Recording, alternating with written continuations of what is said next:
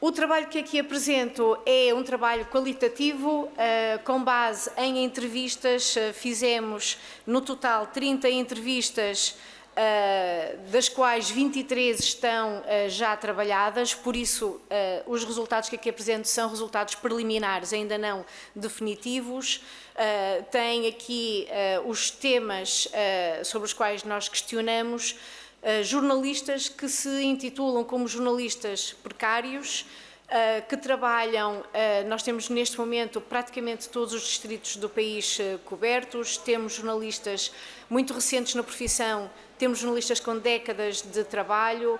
A nossa amostra tem pessoas que sempre trabalharam em situação precária e pessoas que já pertenceram aos quadros de empresas, mas que por alguma razão caíram no desemprego e agora não têm alternativa a não ser trabalhar na circunstância em que trabalham.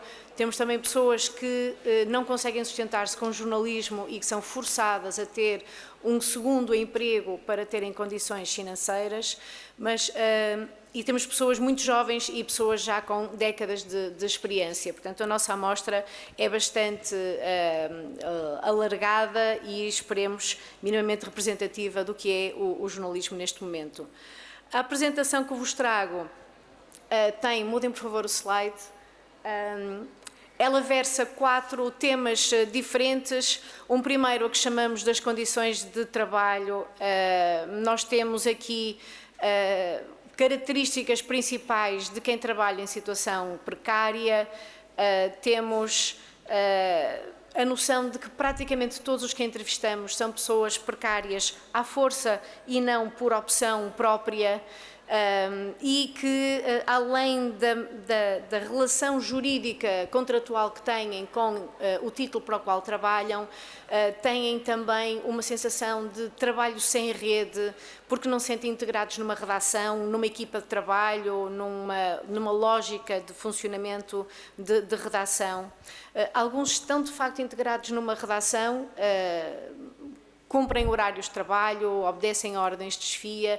Essa é a minoria das nossas entrevistas. Na sua maioria são pessoas que trabalham ou com uma avença fixa mensal a partir de casa ou que trabalham a troco de recibos verdes com um valor incerto. Nunca sabem quanto dinheiro vão ganhar naquele mês. Se publicam, ganham. Se não publicam, não ganham. E têm, enfim, esta instabilidade financeira é uma instabilidade referida transversalmente pelas pessoas que nós entrevistamos. A maior parte, como disse, trabalha sem a rede de apoio de uma redação onde se discutem assuntos, onde se batem bolas, onde se tiram dúvidas, onde se pede ajuda. São pessoas com um trabalho muito solitário, que contribui também para este sentimento de precariedade que têm. Sentem falta da redação, ainda que por vezes prefiram trabalhar a partir de casa, porque também se sentem protegidos de muitas pressões que também existem no contexto da redação. Um número muito significativo dos nossos entrevistados trabalha sobretudo fora do Porto e de Lisboa, ou pelo menos daquele núcleo onde existe a redação, mesmo que estejam no Grande Porto ou na Grande Lisboa a trabalhar, funcionam como muitas vezes correspondentes locais e são eles quem traz o resto de Portugal a esta macrocefalia que existe em torno de Lisboa e também em torno do Porto. São fundamentais para trazer Portugal aos seus 2 principais centros de decisão. São pessoas que trabalham em que circunstâncias? Os salários são curtos, os horários são longos. Diríamos que todos os jornalistas neste momento trabalham com horários longos, mas pelo menos têm um horário indicativo. Quem trabalha nestas situações precárias nem sequer um horário indicativo tem, porque da parte das hierarquias existe a expectativa que trabalhem ou que estejam disponíveis 7 dias por semana, 24 horas por dia, sem capacidade para organizarem a sua vida pessoal, familiar.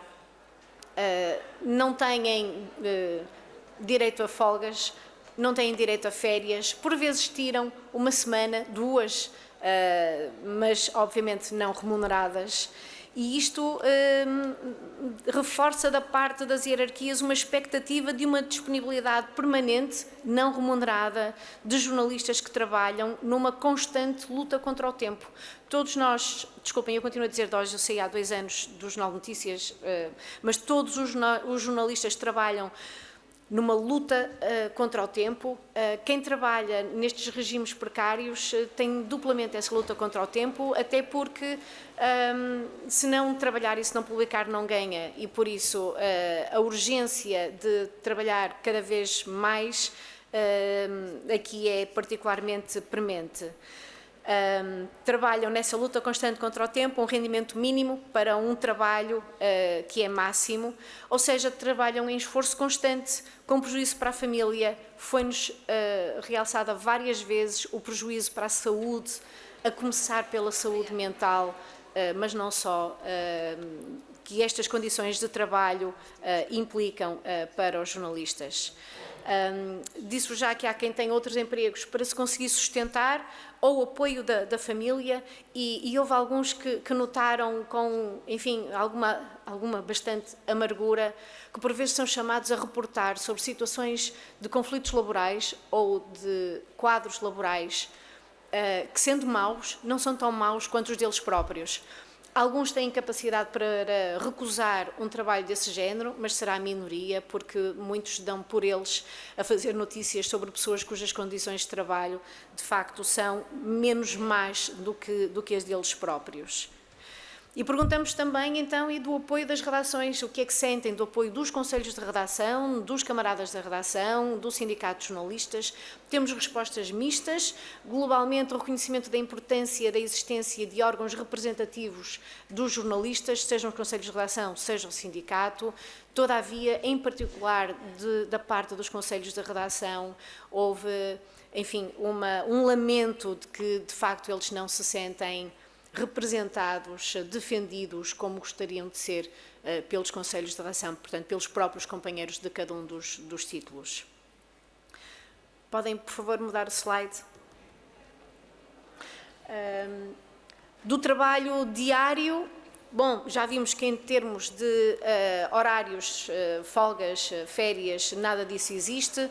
Quanto ao trabalho propriamente dito que estes jornalistas conseguem fazer, enfim, todos nós sentimos dificuldades em ter uma agenda própria, porque existe uma agenda do dia que é avassaladora, e estes jornalistas têm também muita dificuldade em definir, em impor às hierarquias uma agenda própria com os temas que eles próprios querem tratar. Existem algumas exceções assentes muito na antiguidade que o jornalista já tem e na reputação que o jornalista já tem e da força que com isso ganha para conseguir construir a sua própria agenda, mas de facto a margem de manobra é muito curta, e a grande maioria vive numa situação de vulnerabilidade constante, mesmo que ela não seja explícita, mesmo que não indiquem se tu não fizeres este trabalho nestas condições, a tua fonte de rendimento, não posso dizer o seu posto de trabalho, porque não, enfim, a sua colaboração com o título e a sua fonte de rendimento são postas em causa, ainda que não seja dito dessa forma explícita. A verdade é que esta situação de vulnerabilidade é interiorizada, e ela é própria, o jornalista age com base nesta situação de vulnerabilidade e a possibilidade sempre implícita de perder o trabalho e de perder a fonte de rendimento. Significa que têm que trabalhar muito, e que tipos de trabalhos privilegiam, em particular trabalhos que sejam rápidos de se fazer. Porque se eu demorar uma semana a fazer um trabalho de investigação, não vou ser remunerada por essa semana, e esse trabalho não vai ser valorizado pelo título para o qual trabalho, e por isso não vou investir uma semana do tempo num trabalho de profundidade ou de análise que depois não vou conseguir converter em euros, vou usar a expressão que está na moda, não vou conseguir monetizar, porque este género de expressões estão a entrar no léxico dos jornalistas, não é? Já não trabalhamos, colaboramos, já não fazemos jornalismo, produzimos conteúdos, e a verdade é que eu própria ouvi expressões destas de monetizar o trabalho jornalístico, e como não conseguem valorizar do ponto de vista financeiro junto das hierarquias, porque estes trabalhos são de facto muito mal pagos, acabam por privilegiar trabalhos que são o trabalho da agenda, o pequeno problema local, o desastre, o acidente, o crime, a trica política, que em 2 ou 3 horas se consegue despachar para fazer o próximo. Próximo slide, se faz favor. Sobre o plano ético, trouxe-me, enfim, pouca surpresa, mas muita satisfação, porque é transversal às pessoas que nós entrevistamos esta noção de que não é a minha condição laboral jurídica, não é a minha precariedade que faz com que eu tenha diferentes obrigações perante o jornalismo, perante a sociedade, perante o público, perante as minhas fontes e perante as pessoas que me leem. As minhas obrigações são absolutamente as mesmas. As obrigações são as mesmas, mas os direitos não são, porque depois vem um mas, a seguir esta declaração vem um mas, porque a precariedade de facto tem impacto no trabalho, tem logo a partir de impacto na estabilidade emocional. As críticas a um trabalho são sentidas de forma particularmente dura, porque um trabalho que é criticado é um trabalho menos valorizado e é um trabalho que pode não voltar a ser pedido. Muitos dos jornalistas que nós entrevistamos conseguem recusar pressões, tentativas de condicionamento, seja da parte de fontes, seja da parte de hierarquia, mas de facto muitos não conseguem ter essa capacidade, não conseguem ter essa fonte, porque o medo, que é outra ideia que passa transversalmente neste estudo, o medo é um medo pervasivo, de facto, e transversal, de perder o trabalho e a sua fonte de rendimentos. E quando se trabalha com medo, a possibilidade ou a capacidade para se resistir a pressões é forçosamente deteriorada.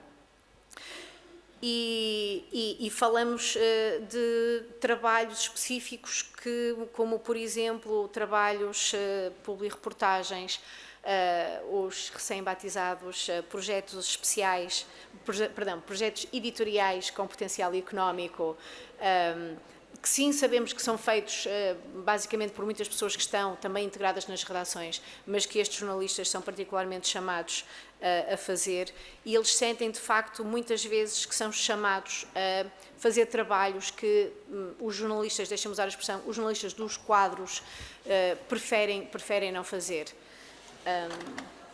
Pode, por favor, passar ao próximo slide, e o meu último slide tem 4 minutos. Bom, sobre as motivações e expectativas, se assim sobra a pergunta, não é? Se é tão difícil do ponto de vista profissional, do ponto de vista pessoal, do ponto de vista familiar, tantas e tantas pessoas exercerem a profissão nas condições em que o fazem, então porquê é que o fazem? O que é que faz com que perdurem e se mantenham a trabalhar como jornalistas? Foi sensação global da leitura das nossas entrevistas que estamos a falar de jornalistas que se sentem, inclusive para dentro da própria estrutura do meio onde trabalham, da própria redação, sentem-se invisíveis, sentem-se injustiçados, discriminados e frustrados. E há aqui uma dicotomia que nos parece evidente. Por um lado, tem um profundo sentido de pertença a esta profissão, de casa nesta profissão, mas por outro lado tem um profundo desespero pelo preço que têm que pagar para exercer essa profissão. Ouvimos muitas pessoas dizer: porquê é que continuo a ser jornalista apesar disto tudo?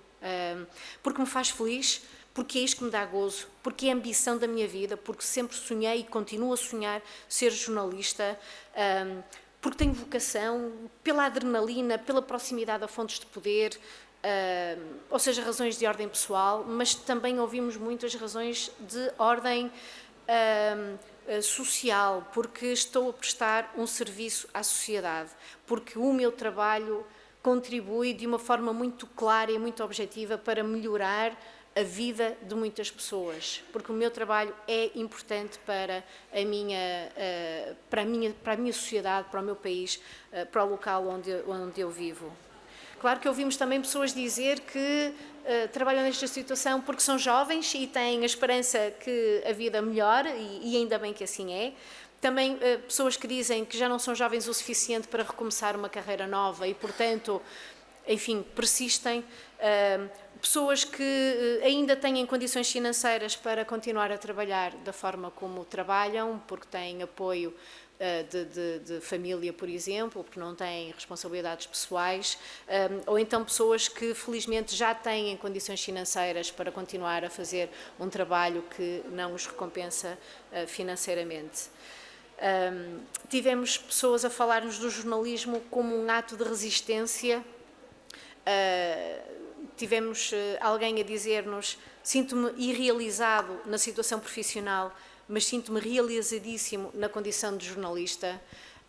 É aqui uma dicotomia transversal às pessoas com quem falamos e que me parece que traduz bem o dilema em que tantas pessoas vivem neste momento. Ou seja, pessoas que fazem jornalismo não por causa de tudo isto que eu vos acabei de relatar, mas apesar de tudo isto que vos relatei. Muito obrigada. O último slide, desculpem.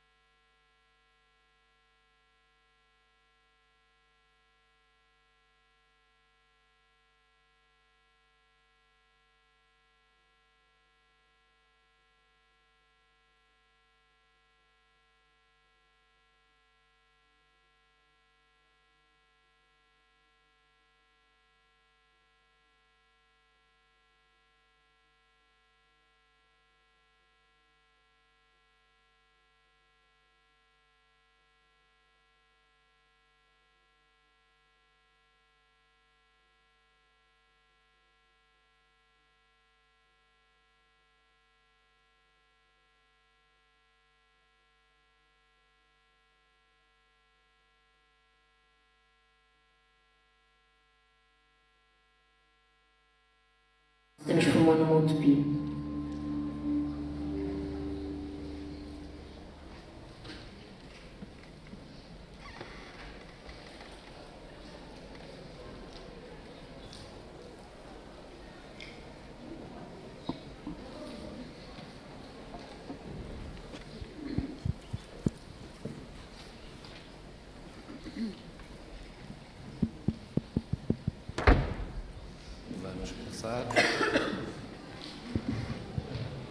Vamos então começar.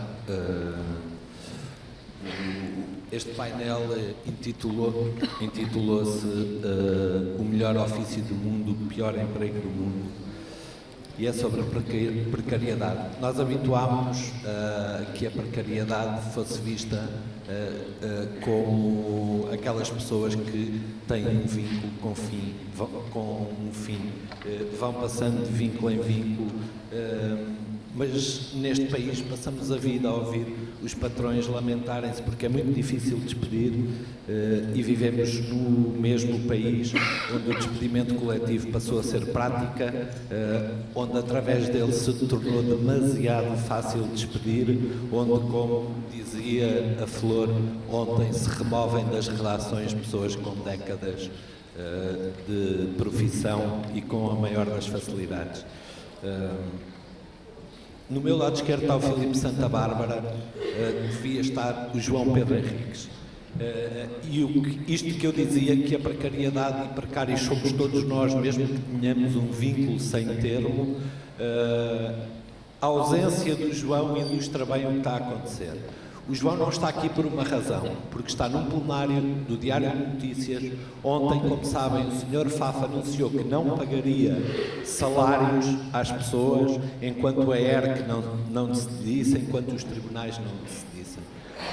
O João não está porque esteve que estar num plenário que provavelmente vai decidir que muitos dos profissionais, à imagem do que fez o Jogo e o Jornal de Notícias, vão suspender os contratos. Vão suspender porque já não aguentam mais esta situação. E, portanto, o João, muito bem, decidiu não estar para estar ao lado dos seus camaradas num plenário a discutir o que fazer, a discutir o futuro que é tão incerto para eles. Portanto, passava já, está o Filipe Santa Bárbara, também da Global, que também tem passado por todos estes episódios arrepiantes dos últimos tempos, e eu passava já a palavra ao Filipe Santa Bárbara. E sem pergunta.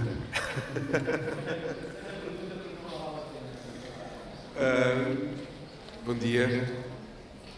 É porque aqui vou falar naturalmente sobre a TSF, mas também não deixa de ser paradigmático que 7 anos depois do último congresso, onde eu fui um dos autores e subscritor, enfim, de uma comunicação ao Congresso sobre precariedade, no caso, a precariedade na RTP, e aqui esteja outra vez para falar de precariedade, é a prova viva que nada muda. E as pessoas da minha geração, enfim, eu comecei a trabalhar em 2011, não tenho muitos camaradas que tenham estado comigo na universidade e que hoje se mantenham na profissão, e acho que isso é tudo reflexo. Mas então, vou falar do caso em particular da TSF. Já devem estar um bocado fartos de ouvir falar da Global Média e da TSF, em particular no meu caso, mas é o que é. E é importante que todos tenhamos, e acho que aqui toda a gente sabe, não é? Já não estamos a falar para fora, aqui estamos a falar para dentro, mas mesmo para quem está mais afastado, por exemplo, das grandes redações, e olha para a TSF e habituou-se a ouvir a TSF como uma ótima redação, um local de liberdade plena que é, ou pelo menos era até há uma semana. Há pessoas que lá trabalham, e é público, que ganham 800 e poucos euros. Metade da redação, neste momento, metade da redação não tenho esta noção, porque, enfim, são dados anonimizados, mas metade dos trabalhadores da TSF, a sua grande maioria são jornalistas, custam à empresa, e, portanto, estamos a falar de salário base, mais subsídios e impostos, custam menos de 1.500 euros. Já com os impostos. E, portanto, estamos a falar de um grau de, enfim, quem quem é que consegue viver com um salário destes? De facto, o CEO pergunta-se como é que é possível viver assim, efetivamente, como é que é possível viver assim. Mas é que a precariedade atinge, de facto, outros níveis, como ouvimos aqui no estudo anterior, como vamos continuar a ouvir ao longo deste Congresso. E há uma coisa que até, de alguma forma, bastante inocente, enfim, ultimamente tenho-me visto mais nas funções de porta-voz da Comissão de Trabalhadores do que propriamente enquanto jornalista, mas inocentemente nós criámos a Comissão de Trabalhadores precisamente para forçar diálogo, para forçar acesso à informação, também para podermos melhorar as condições da própria relação, obviamente. Mas uma das coisas que eu tinha pensado, ainda longe de saber o pesadelo que ia ser, era, quando a Comissão de Trabalhadores tomasse posse, tentar, de alguma forma, sensibilizar a administração para fazer um protocolo com clínicas para que os trabalhadores pudessem ter acesso a terapia, a psicólogos a um custo mais barato. Quer dizer, onde é que isto já não vai, não é? Eu ingenuamente pensei que ia poder discutir isto e não, enfim, e dei por mim a ter que discutir cortes, de facto, de postos de trabalho. Mas é isto. Eu vi, eu próprio, pessoas sujeitas a pressão nos últimos meses, desmedida. Pessoas a chorar na redação. Quer dizer, isto não é saudável para ninguém, nem para as pessoas que efetivamente possam estar numa situação mais confortável, e quando falo confortável financeiramente. Tivemos aqui há pouco, antes do estudo anterior, o caso da Fátima Valente, e que foi bastante paradigmático. A Fátima teve no limbo, despedida, sem saber se está despedida, durante 6 dias. Isto, enfim, ela foi despedida, achámos que era um erro de comunicação, porque 2 pessoas antes tinham sido despedidas, mas foi um erro de comunicação, mas afinal o dela não era, e depois a administração não fala com a direção, depois fala com a Comissão de Trabalhadores e é revertido. Durante uma reunião com a Comissão de Trabalhadores é de facto revertida a situação da Fátima, mas diz, então, esta está, os próximos contratos que forem para terminar, isso não vai acontecer. Estamos a falar das vidas das pessoas. E foi falado e foi decidido numa mesa assim. Está revertido. Mas os próximos não estão. E é assim, e portanto, e quando nós fomos aceitando ao longo destes tempos todos, porque é cíclico, nós já falámos aqui no último Congresso e vamos continuar, e infelizmente nós vamos continuar a falar no próximo Congresso, seja ele quando for. Agora, o que é que podemos fazer? Essa é de facto a pergunta para a qual eu não tenho resposta, mas é importante, e é importante estar aqui, é importante estar nesta luta, por muito que, enfim, canse e nos deixe ainda mais exauridos do que já estamos, mas de facto temos de pensar nessas vertentes todas, temos de ter o Estado a dar o exemplo. Eu já não estou na RTP, mas eu ainda estava na RTP durante o PREV-PAP e já era necessário um novo PREV-PAP. Atenção, PREV-PAP, para quem não sabe, o Programa de Regularização dos Vínculos Precários na Administração Pública, porque, enfim, já havia contratações de novos falsos recibos verdes, enfim, na RTP, e acho que isso também é sintomático ao dia de hoje, ser necessário mais um PREV-PAP na RTP. Ou seja, o Estado não dá o exemplo. E, portanto, quando o Estado também não dá o exemplo, é o sinal que, de facto, nós, trabalhadores do privado, nesta altura, vamos continuar a ter que debater estas questões. Mas acho que era mesmo importante, e se houver por aí diretores na sala, levem estas coisas para as vossas administrações, por favor. Nós estamos todos a precisar de terapia e não temos dinheiro para pagar. E, portanto, protocolos, enfim, porque de facto, e no caso da relação da TSF, para terminar, as pessoas estão mal pagas, mas muito exaustas mentalmente. E isto é obviamente que se vai repercutir no trabalho, nas notícias. Basta, às vezes, ouvirem a voz da pessoa que estiver na antena e conseguem perceber que o dia não está a ser bom. E, enfim, na TSF estes dias nenhum deles tem sido bom. Obrigado.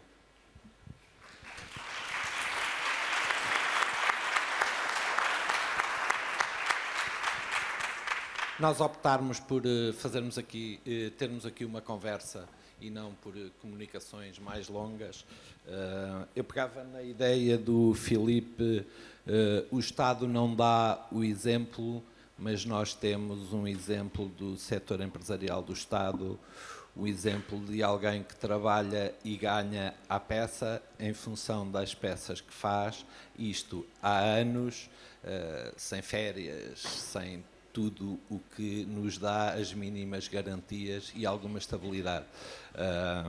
A Inês Linhares Dias trabalha nos Açores, que ainda por cima é uma realidade mais exigente ainda, como sabem, e é precária. E é precária daquela... Eu dizia que precários somos todos, há uns que são mais precários que outros, e a Inês está nesse campo. Eu passava-lhe por isso a palavra, dizendo: Inês, é difícil, são 365 dias por ano, não é? Porque senão não ganhamos dinheiro para ter a comida na mesa. Olá a todos, obrigada pela oportunidade de estar aqui a falar sobre este assunto. Esta é uma altura, na verdade, este congresso vem de uma altura que não é muito conveniente para muitos de nós. Quando o congresso foi organizado, ninguém sonhava que íamos ter 2 eleições antecipadas no primeiro trimestre. Ainda assim, eu acho que é uma altura, obviamente, muito urgente. Eu acho que o congresso está a acontecer na altura certa. Em resposta ao que o Filipe Santa Bárbara dizia sobre qual é a solução, o que nós temos de fazer é claramente resolver o modelo de financiamento. Ok. O que nós temos de fazer aqui, em resposta em relação ao que o Filipe Santa Bárbara dizia, o que nós temos de fazer é resolver o modelo de financiamento, e ele próprio já indicou, é preciso apoio, também falarmos sobre apoio estatal, discutir modelos de apoio estatal. Eu venho de uma região onde há apoios públicos à comunicação social. É um modelo que eu não quero ver replicado, porque é um modelo cheio de falhas, mas é um modelo que que pode ser um ponto de partida e que, claro, profundamente aperfeiçoado, como aliás se tentou fazer, e foi um processo que morreu à partida por causa de uma fuga de informação prematura que contaminou por completo todo o caminho possível de discussão desse modelo de financiamento. A tua pergunta concreta era sobre trabalhar para o Estado no serviço público. Sim, eu estou agora na Antena 1, eu estive 4 anos na Lusa, portanto eu sou jornalista há 6 anos, fui jornalista durante 5, tive 1 ano fora de jornalismo, fui, como já disse, colaboradora da Lusa durante 4 anos, cerca de 3 anos nos Açores, 1 ano no Porto, sempre a ganhar à peça. Estou agora na Antena 1. Em relação à empresa RTP, a Lusa tinha uma diferença que era, tinha uma tabela que diferenciava o tipo de peças. Portanto, a questão de que nós ouvimos falar sobre ter um incentivo a fazer peças maiores, a Lusa tentava resolver, ainda que mal, porque as peças grandes continuavam a ser mal pagas, mas fazia essa diferenciação. Havia um preço mais baixo para peças de comunicados, depois um segundo preço intermediário para peças de serviço, peças próprias, histórias próprias, e um terceiro preço para reportagens. Na Antena 1, na RTP, isso não acontece. Há 2 preços, há um para peças de rádio e há outro para peças de televisão. As peças de televisão são mais de 10 euros do que as de rádio. E, portanto, sim, é um problema. Eu não vou dizer que os precários não fazem trabalhos grandes, não procuram fazer um trabalho mais aprofundado. O que eu diria é que é preciso ter o privilégio de o poder fazer. Eu sou privilegiada em vários aspectos. Eu sou privilegiada porque trabalhei sempre em redações onde me senti apoiada. Apesar das fracas condições laborais, creio que todos os meus chefes, os chefes de redação, editores, todas as pessoas que de alguma forma trabalhavam comigo tinham essa sensibilidade, tanto na distribuição de trabalho, sim, essencialmente na distribuição de trabalho, sempre trabalhei em sítios onde havia essa preocupação. Por outro lado, sou também privilegiada, e pegando num ponto que ontem a Margarida referia no vídeo com que o Congresso abriu, eu acho que, concordo com o que a Margarida disse, o nível de precariedade faz com que o acesso a esta profissão seja cada vez mais difícil e esta seja uma profissão que está vedada a quem tem o privilégio de a poder exercer. Eu tenho o privilégio, e isto pode ser um bocadinho estranho, mas eu tenho o privilégio de poder viver com a minha mãe sem dar em doida, sem que isso seja um problema. Se eu não tivesse esse privilégio, eu não estaria provavelmente a fazer jornalismo. É preciso, de facto, que haja uma rede de apoio, porque o dinheiro não chega. O dinheiro não chega. Outra diferença que havia em relação à Lusa, que há aqui na RTP, é que na Lusa não havia um limite. Uma pessoa ganhava pelo que trabalhava. Eu, neste momento, tenho um limite máximo do que posso fazer. E o que eu posso fazer exige muito de mim. Eu tenho de fazer 40 peças mensais para chegar ao limite máximo do plafond. Portanto, eu tenho um plafond anual, que faz-se uma média mensal. Para eu atingir essa média mensal, tenho de fazer 40 peças. Nem sempre isso é possível. Há meses em que eu faço menos, há meses em que eu faço mais. E, portanto, há meses em que eu tenho de compensar. Não é? Há também essa questão de tirar férias ou tirar dias, porque outra questão, outro problema de trabalhar nestas condições é que eu tenho, e acredito que muitas pessoas que trabalham à peça sintam isso também, de procurar outras coisas que o complementem.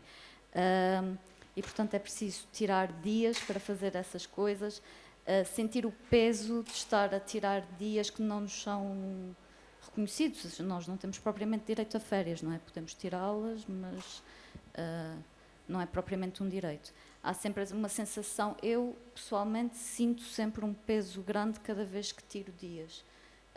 Aquela questão de que a Alexandra falava, de termos essa necessidade de monetizar o trabalho, não é? Temos sempre uma espécie de contador. Eu acredito que ninguém que esteja num quadro saiba quantas peças faz por mês, porque isso não interessa. Nós temos sempre essa contabilização feita e, portanto, há sempre esse cuidado de quando se tira férias, compensar, trabalhar mais para se poder descansar quando se faz. E há uma questão mais para mim, mais grave, que é quando se faz um trabalho maior, ter de trabalhar ainda mais para compensar, porque os trabalhos maiores não pagam bem, são um rombo financeiro e, portanto, é preciso compensar um trabalho com ainda mais trabalho. Esses são vários problemas. Tu perguntavas também sobre a realidade dos Açores, dizendo que ela é mais difícil. Não sei se é mais difícil, é diferente. Para começar, não há uma realidade dos Açores. Há 9 realidades, eu diria até que há talvez 3 mais 6. Há São Miguel, que é uma ilha, que é a maior ilha dos Açores, concentra mais de metade da população, tem um centro regional da RTP, tem uma delegação da Lusa, tem vários jornais locais e rádios e, portanto, tem um ecossistema jornalístico com alguma dimensão interessante. Depois há a terceira, que tem também uma delegação da RTP Açores e da Antena 1, tem também colaboradores da Lusa e tem também um ecossistema de comunicação social interessante. E há também o FEAL na mesma situação da terceira, embora com uma dimensão mais reduzida. E depois há as outras ilhas. Eu diria que o Pico também tem jornais e tem um dinamismo, uma dinâmica interessante. Depois há as outras ilhas, e eu acho que se estiverem cá amanhã vão ter a oportunidade de ouvir o exemplo da Sandra, do Baluarte de Santa Maria. Eu também não quero, se calhar, estragar esse testemunho, mas a realidade de muitas ilhas são redações unipessoais em que as pessoas são simultaneamente diretor, jornalista, contabilista, tudo e mais alguma coisa. E, portanto, nesses casos a precariedade não é a precariedade como o Filipe também falava, não é necessariamente a precariedade de estar a recibo verde, é a precariedade de receber mal, de fazer muito, de fazer tudo, ter todo o trabalho às costas.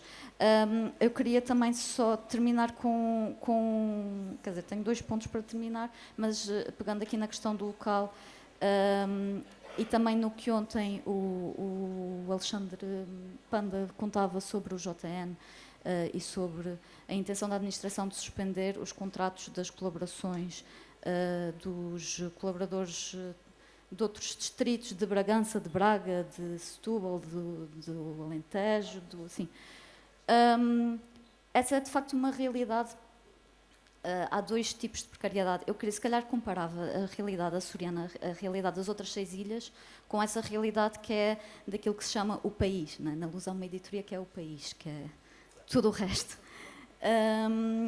E essa realidade é que, de facto, os jornais nacionais têm cobertura do país dependente de precários, de colaboradores precários. São colaboradores que muitas vezes trabalham sozinhos, sem qualquer tipo de apoio.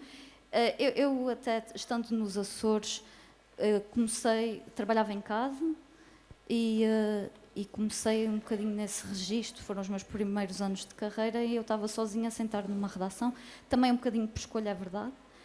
Aliás, aconteceu hoje aqui uma coisa curiosa. Trabalhei 4 anos na Lusa e hoje vi pela primeira vez um editor com quem trabalhei durante 4 anos. Mas isto para dizer, os colaboradores, exato. Portanto, os colaboradores são os primeiros a serem cortados. E o que acontece muitas vezes é que até aparecem vagas, pessoas que se reformam, que saem do jornalismo e por aí fora. Os colaboradores de outros pontos do país estão às vezes a colaborar durante décadas, mas essas vagas vão para as pessoas que estão nas redações, porque é mais fácil olhar para o humano que está ao nosso lado do que para a voz ou o conceito abstrato que está noutro sítio, não é? E, portanto, às vezes são pessoas que estão há menos tempo a trabalhar para esses jornais, para os órgãos de comunicação social nacionais e que são muitas vezes esquecidos. E também acontece que, quando são integrados, são convidados a juntar-se a uma redação. Que estão essencialmente em Lisboa e no Porto, e portanto há um bocadinho a ideia de que o país não merece, o país, entre aspas, não merece ter jornalistas com vínculos laborais estáveis, e essa é uma questão que eu acho que era importante repensar.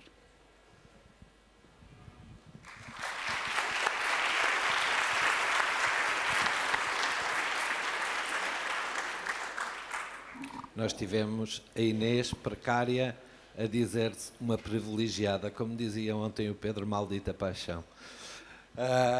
E por falar nisso, João Miguel Rodrigues, fotojornalista, freelancer. Eu quase não precisava dizer freelancer. Os fotojornalistas estão a deixar de ter emprego, estão a deixar de estar nas redações. João, eu contigo falo diariamente quase. Existe mesmo o perigo de extinção na carreira de fotojornalista? Existe. É uma linguagem que se está a extinguir. Antes de mais, eu queria agradecer a todos e queria agradecer ao Congresso terem aqui um fotojornalista. Queria agradecer a todos e ao Congresso terem aqui um fotojornalista, porque, de facto, nós temos uma linguagem nos jornais que está a ser extinta. E não é falado, e bem, porque nós não temos fotojornalistas, temos jornalistas também. Mas a verdade é que este debate já é tempo de se fazer e é fundamental fazê-lo agora. Eu quero-vos falar desta precariedade, mas não queria que vocês se esquecessem da precariedade que eles falaram, que é transversal a todos. Como estou a falar de fotojornalismo, e já falamos de quadros e de freelancers, eu não gosto muito da palavra freelancer, porque já não é tanto liberdade, já é mais de borla. Gosto muito dos independentes. Mas nós, no fotojornalismo, para além de todos os outros problemas que todos têm, ainda temos todo o material que tem que ser comprado, que é muito caro, traz muitos benefícios às empresas, mas é muito caro. Temos as reparações, temos o melhoramento desse equipamento. Eu quase que juntava isto tudo e dizia que, de facto, trabalhamos 14 meses, ou 15 ou 16, para poder ter alguma folga. Mas os pagamentos são muito, muito baixos. Há jornais que estão a pagar 40 euros por um trabalho de um dia inteiro. E o trabalho do dia inteiro não se esgota nas fotografias. ainda temos a edição para fazer. Portanto, há aqui uma problemática um bocadinho maior ou acrescida para um fotógrafo, fotojornalista independente. É difícil. Eu sei. Eu estava aí, estava a perceber isso, mas depois aqui também é complicado. Voltando ao início, a precariedade que eu queria falar, a linguagem, a extinção de uma língua, os jornais quererem ou não ter a fotografia presente. Temos os cronistas, temos os ilustradores, temos tudo no jornal a transferir uma identidade, e a fotografia foi perdendo espaço, foi perdendo a sua própria linguagem, e isso é uma precariedade não só para o fotojornalista, para o jornalista, para a pessoa, como também para o órgão de comunicação social que a tem. Eu peço desculpa porque falar para uma plateia tão grande, e eu ainda por cima tenho a mania que a fotografia tem que ser gourmet. Eu gosto muito do slow food, das coisas não serem muito rápidas, e portanto isto em grupos pequenos é muito mais fácil falar. Vamos só tapar buracos? Existe um texto e tem que estar ali uma imagem, e vai ser só isso que a fotografia vai significar? A tal identidade que eu estava a falar vai desaparecer? Vamos querer que desapareça? Principalmente numa altura em que a desinformação e a informação errada está a passar, e muita dela está a passar pela imagem sem que nos acautelemos com isso, só porque é uma imagem? Prestamos muita atenção ao texto e não admitimos que um texto vindo de uma agência de comunicação ou de uma assessoria passe ele todo para as páginas do jornal, mas uma fotografia vinda de uma agência de comunicação, de uma assessoria, de um clube, do que quer que seja, é publicada? Vamos perder essa pluralidade da linguagem e essa democracia na imprensa? Vamos deixar que alguém passe a imagem e, como eu estava a dizer antes, a imagem é fácil de não reparar, está lá. Passou, vimos, passou à frente, mas ficou a bater no cérebro. Grande parte da comunicação hoje em dia é feita através da imagem, mas depois nós, na realidade, nos jornais não estamos a prestar atenção a isso. Nós não precisamos de tiktokers e de cliques nos jornais. Nós temos fotojornalistas. Nós podemos fazer isso e podemos fazê-lo bem. Não sei se já se repararam, enquanto estava aqui sentado a ouvi-los, fui fazendo algumas fotografias. Foi um desafio que me foi lançado pela nossa redação, pela aquela imensa redação que está lá embaixo a trabalhar, que era eu no palco a falar com vocês, ter algumas imagens para depois lá embaixo eles fazerem um tratamento para uso multimédia. Podemos fazer isso. Podemos colaborar com isso. Os fotojornalistas têm imensas valências que podem ser usadas. Vamos usá-las, vamos usar a linguagem deles. O Sindicato de Jornalistas, há bem pouco tempo, esteve envolvido num projeto com a Federação Europeia dos Jornalistas e fez um podcast sobre burnout. Foi muito aplaudido, teve imensa adesão, excelentes críticas. A plataforma onde ele foi exibido disse-nos que tinha sido tinha mudado o paradigma dos podcasts.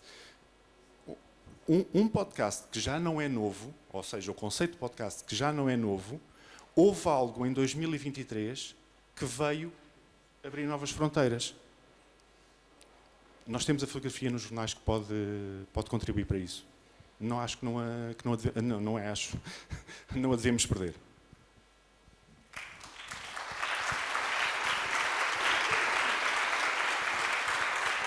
Luís, peço desculpa, o nervosismo leva a isto. Deixem-me só vincar o facto dos verificadores de factos. Desculpem a redundância. eu conto-vos rapidamente uma história que aconteceu comigo, portanto, e podem acreditar nas minhas palavras. Eu uma vez recebi uma foto vinda da redação, que eu, quando recebo a foto, analiso, vejo logo que era de um estaleiro naval do início do século XX, de uma marinha europeia, e há uns senhores, portanto era uma foto, uma grande angular, via-se um navio completo, e viam-se uns senhores num dos lados, na doca seca, com uns óculos, uns monóculos, eram 6 ou 7, e vinha o seguinte texto com a foto.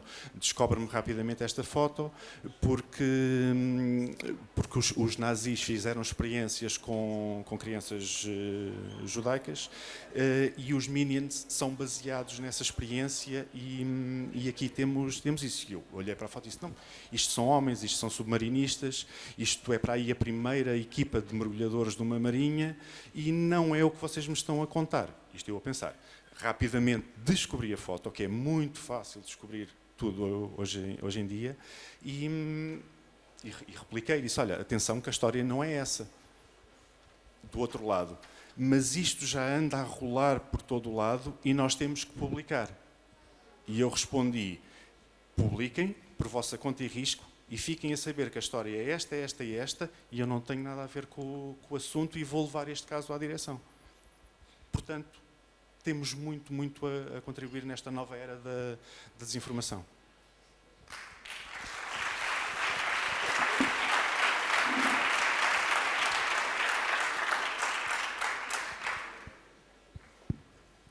Dado o adiantado da hora, vou já chamar o Joaquim Fidalgo para apresentar as comunicações que se seguem, porque eu estou certo que teremos depois, no momento do debate, muitas questões sobre precariedade e as várias formas de que se vê esta precariedade. Portanto, avançávamos já para o momento das comunicações e depois retomamos logo a seguir com as perguntas e as respostas dos meus camaradas de mesa.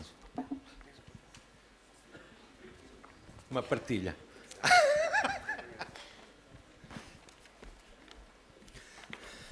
Bom dia. Rapidamente, então, temos 5 comunicações. A primeira é apresentada por Luís Humberto Marcos e Ana Melo e fala do estado atual da profissão de jornalista como precária, mas essencial à democracia, apresentando um conjunto de dados recolhidos em entrevistas a 96 profissionais no âmbito de um projeto de investigação intitulado Horizonte 2050. Faz a favor. 4 minutinhos, não é?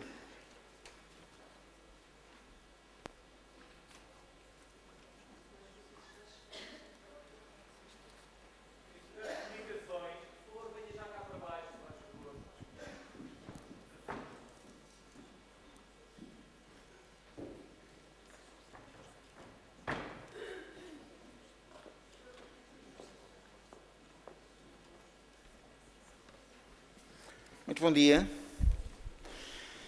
Bom, para quem esteve no último congresso, em 2017, nunca imaginaríamos que íamos estar numa situação tão grave, tão escandalosa, do ponto de vista da distorção que há entre o valor da informação na democracia e o pagamento que é feito aos profissionais.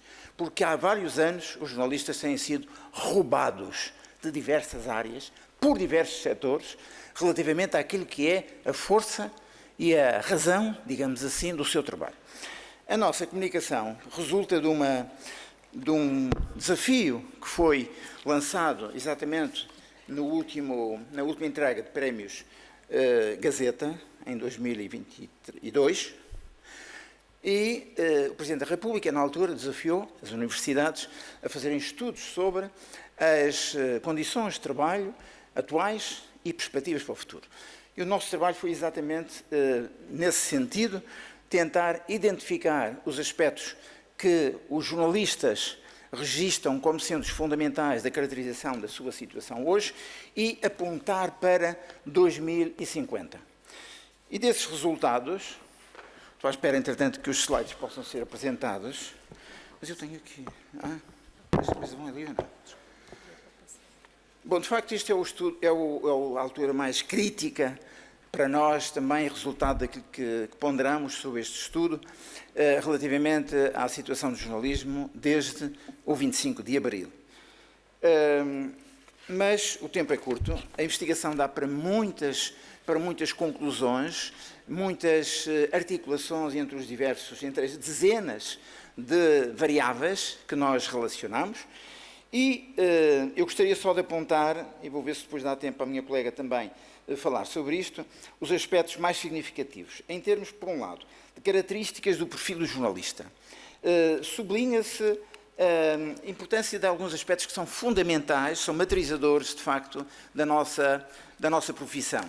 Porque eu, apesar de ser docente, mantenho-me como jornalista, depois da minha paixão, de vez em quando também ser acordada.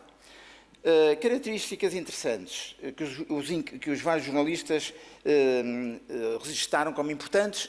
O estudo foi para todo o país e também regiões autónomas, como é óbvio, regiões autónomas da Madeira e dos Açores.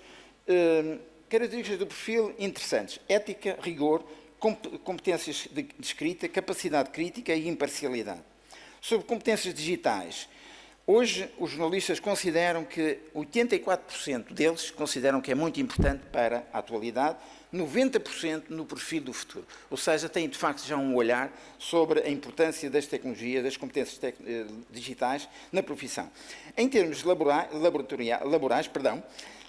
dizem estar satisfeitos com o trabalho de equipa, 53%, com a relação, que isso é muito interessante, a relação com as hierarquias. Os jornalistas dizem, 49%, que são satisfeitos com elas.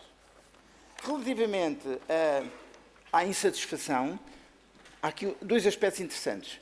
A oferta de formação especializada, 62% diz que está insatisfeito. Com a remuneração salarial, 51%. E com a oferta de espaço, isto é muito engraçado, com a oferta, parece que estamos a falar de algumas empresas americanas, oferta de espaços de lazer nas redações, 45% considera que isso é insatisfatório. Depois, 92% diz que o jornalista tem uma profissão precária. Outros aspectos que vale a pena destacar: o jornalista precisa de formação constante, 86%. A nossa profissão é uma profissão em constante mutação, 85%. O jornalista é pressionado para publicar imediatamente uma matéria por questões de concorrência, 82%. Quanto ao futuro? Ana, dá para falar? Não. Quanto ao futuro, 51% não tem opinião formada sobre se o jornalista vai demonstrar no futuro mais credibilidade do que aquela que tem hoje ao escrever ou ao dizer. Dizem que vai haver mais dispêndio de tempo na produção de informação de qualidade, 43%. Que a verificação da informação, já foi falado há bocadinho, 51%. Relativamente a esse grande tema da inteligência artificial no futuro, há aqui algumas divergências. 32% dizem que vai haver um trabalho mais facilitado e 52% diz que haverá mais dificuldade de emprego. 79% acreditam, isto é consolador, que no futuro vai haver melhoria da profissão. 79%. Depois, para finalizar, espero estar dentro dos 4 minutos ou 5, 96% acha que o jornalista tem uma profissão essencial para a manutenção da democracia. E é neste ponto que este Congresso tem que decidir alguma coisa que valha no sentido de dizer que não basta, de facto, apontar os aspectos que estão hoje a marcar de uma forma dramática a profissão, mas apontar uma linha de futuro, porque este valor da profissão tem que ser pago, tem que ser bem pago e tem que haver meios ao nível das várias instâncias para que este trabalho valha, porque é de facto uma profissão essencial para a democracia. Muito obrigado.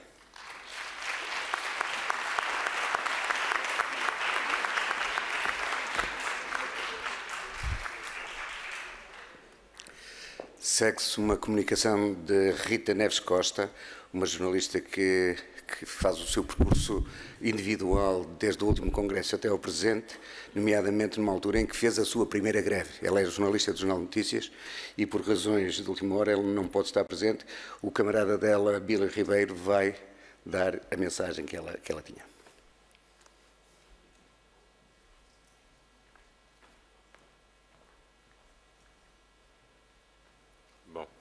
A Rita não conseguiu estar presente, mas eu vou passar a ler então a comunicação dela. Deixem-me só dizer que nós somos os dois jornalistas do Jornal de Notícias. A redação do JN está até hoje e há mais de 50 dias com salários em atraso e continua todos os dias a fazer um jornal com 135 anos de história. Por isso, permitam-me enviar um abraço forte para a redação do Porto, para a redação de Lisboa e para todos os colaboradores que de Viana, do Castelo ao Algarve fazem o jornal todos os dias. Vou passar então a ler a comunicação da camarada Rita Neves Costa.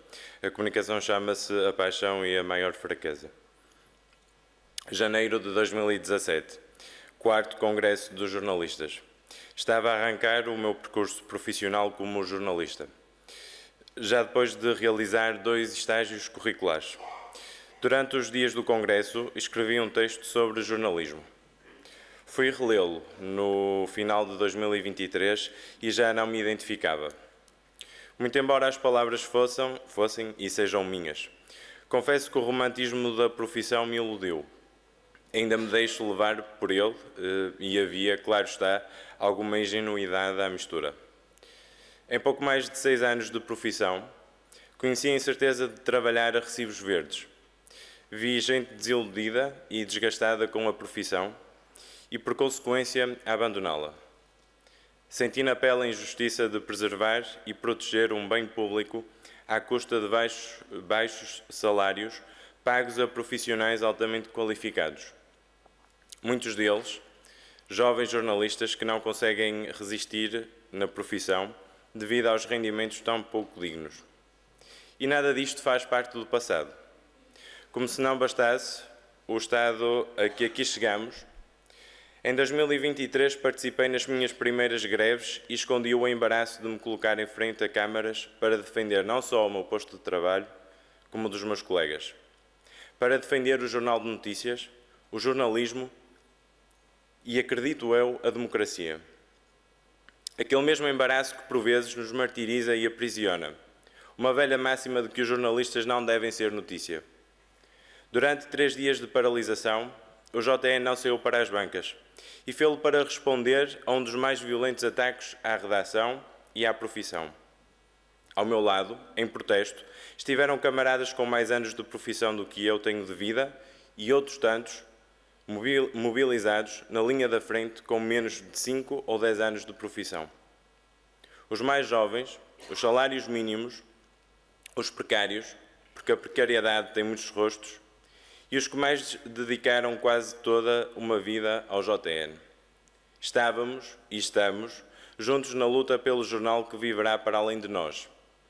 135 anos não se constroem do nada, nem se vergam perante interesses de quem não conhecemos o rosto. Não foram só naqueles 3 dias que conhecemos a força das pessoas que fazem todos os dias o JN. A menos de um dia do Natal, conhecemos a força do jornalismo em Portugal, quando se gerou uma onda de solidariedade para apoiar os colaboradores, trabalhadores a recibos verdes, que ainda não tinham recebido um pagamento dos trabalhos feitos em outubro, e ainda não receberam. Ao dia de hoje, também eles, nossos importantes camaradas, continuam com estes valores em atraso. Não há notícias sem jornalistas, não há democracia sem jornalismo. O que eu não sabia em janeiro de 2017, ou pelo menos não tinha a total consciência, é de que ser jornalista cola-se à nossa identidade. É uma forma de ver e analisar o mundo. É a nossa maior riqueza e, ao mesmo tempo, a nossa maior fraqueza. É pelo menos a minha. Rita Neves Costa, obrigado.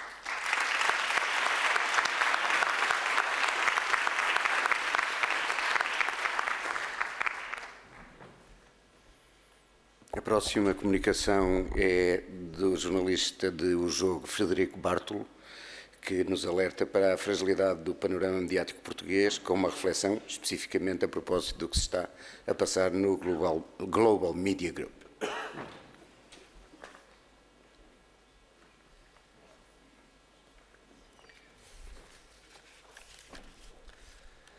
Boa tarde a todos. O meu nome é Frederico Bartolo, sou jornalista do jornal O Jogo. Desde 2017 que estou nesta equipa, primeiro como colaborador, depois como elemento dos quadros, a partir de 2020. Desde 2020 até aqui, só eu entrei nos quadros, com contrato sem termo na redação de Lisboa. Os meus colegas, antes, viram uma mão cheia de despedimentos coletivos nos últimos 20 anos. Não se resolveu o problema. Provou-se que não era possível sustentabilizar o grupo de acordo com a opinião do novo fundo de investimento. Provou-se também que não foi por perdermos jornalistas que o grupo ficou melhor. Vimos editores, revisores, fotojornalistas, editores de fotografia e gráficos saírem empurrados. Não nos importámos. Quando fomos informados de que um fundo passaria a governar o nosso quintal, olhámos para a cerca sem nos preocuparmos muito com o que se via da pequena frecha. Em novembro, quando nos foi comunicado um corte indefinido no nosso jornal, ainda confiámos que, por milagre, um meteoro pudesse cair apenas no relevado ao lado. Utópico. Foi assim que nos acomodámos a mais uma tormenta, convencemos-nos de que ela ia passar. Até sabermos que estavam contratados 35 profissionais para um grupo que esse mesmo Conselho de Administração quer dilapidar. Na sua maioria, consultores e assessores. São os tais que não dão prejuízo, como se sabe. Até ficarmos condenados a duodécimos no subsídio de Natal e vermos o vencimento de novembro atrasar. Escrevi isto em dezembro. Estamos no dia 50 de dezembro. Todos os profissionais da Global Media Group. À exceção da TSF, claro, que recebeu, sem saber bem como. Talvez por incompetência. É o que me leva a acreditar. A matemática mostrou-nos a objetividade da realidade. 150 a 200 despedimentos. Sabendo que o grupo pagou em 2020-21 7 milhões em indemnizações e que lamenta ter uma dívida anual entre 7 a 9 milhões, fica claro que não é com despedimentos que esta empresa se vai levantar. A Quinta organizou-se e agora não esperamos que nos caia a ração. Até porque em dezembro não caiu, atrasou, sem prazo de entrega, com chantagem pelo meio. Questionamos com a história deste grupo como se pode afirmar que estas publicações deviam estar há muito fechadas. Insurgimos-nos com uma administração que tenta forçar direções a nomear pessoas indiscriminadamente para a linha de tiro. Enfurecemos-nos com uma entidade reguladora para a comunicação social que não consegue decifrar as motivações de um fundo sediado nas Bahamas e lamentamos que mantenhamos jornalistas hoje sem pedir ajuda estatal para salvar carreiras e vidas apenas por vergonha. Quando lutamos junto às federações pelo fair play, pela diversidade e igualdade de género, pela justiça e pelo mérito.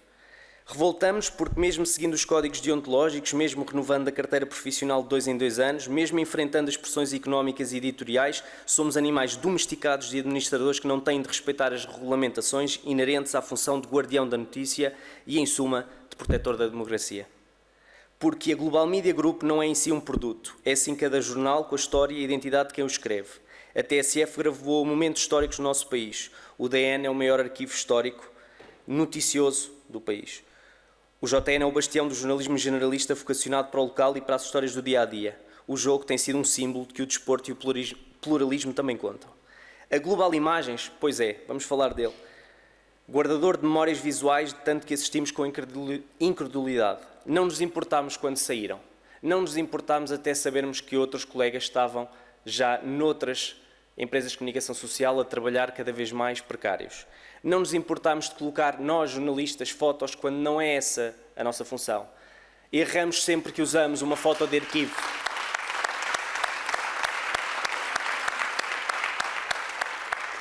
Erramos sempre que colocamos uma foto de arquivo que não pertence a um dos nossos profissionais ou que usemos apenas agências ou outras fontes estranhas de comunicação.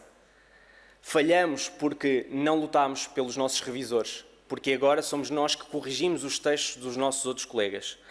Muitas vezes somos nós que inclusivamente escrevemos o nosso texto, revemos o nosso texto e fazemos passar. Porquê? Porque o prazo aperta, porque não temos mais tempo. Vivemos cada dia destes últimos meses como se fosse o último, indo ao Parlamento, reunindo com a CGTP, organizando greves. Dando força a quem, do outro lado da vedação na nossa quintinha, nos perguntava se já sabia se os vencimentos tinham sido processados. Hoje falamos pelos camaradas independentes que são fulcrais a uma produção diária e que, por abnegação, trabalharam semanas sem receber e que agora nos dizem que, por compaixão, se for preciso, param e suspendem a sua colaboração porque nós estamos prestes a suspender o contrato.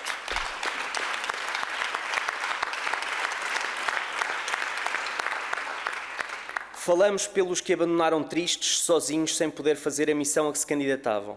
Hoje falamos por todos os que ainda sonham ter um contrato coletivo de trabalho justo, que sonhem, quiçá, ganhar mais do que 40 euros do que é o previsto pelo salário mínimo. Amanhã não sei, eu, se sou um homem do jornal desportivo. Amanhã sei que quero ser jornalista e ajudar no que puder outros a quererem ser. Eles mesmos, sempre, os historiadores da atualidade. É essa a nossa missão. Assim tem de ser até que a nossa quinta seja agrupada para evitar mais vendavais. Felizmente, a quinta uniu-se. Evitámos a tormenta, vamos conseguir seguir a nossa luta e enquanto nos deixarem, amanhã é sempre dia de escrever uma nova página.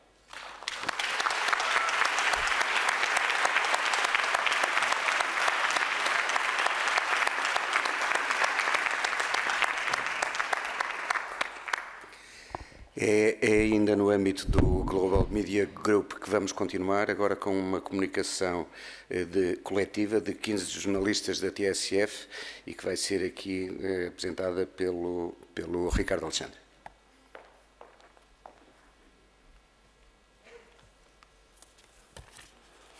Boa tarde. Esta, como foi dito, não é uma comunicação individual, foi elaborada por uma comissão da redação escolhida em plenário da TSF, comissão na qual me incluo, com Ana Maria Ramos e a Judite Menezes e Sousa, que teve depois contributos muito válidos e correções por parte do Conselho de Redação e da Comissão de Trabalhadores. Camaradas, quando estiver a ser lida, agora, esta comunicação enviada ao Congresso dos Jornalistas já terá sido revista uma e outra vez, desde logo porque podem os acionistas da nossa empresa não ter seguido a sugestão do Sindicato de Jornalistas de demitir o CEO José Paulo Faf, e este pode muito bem ter continuado a ritmo quase diário a causar danos reputacionais, logo também financeiros, à TSF e às várias marcas do Global Media Group. Apenas um acrescento da minha lavra, não conseguimos atualizar comunicações ao Congresso ao mesmo ritmo que acontecem as demissões de administradores. Portanto,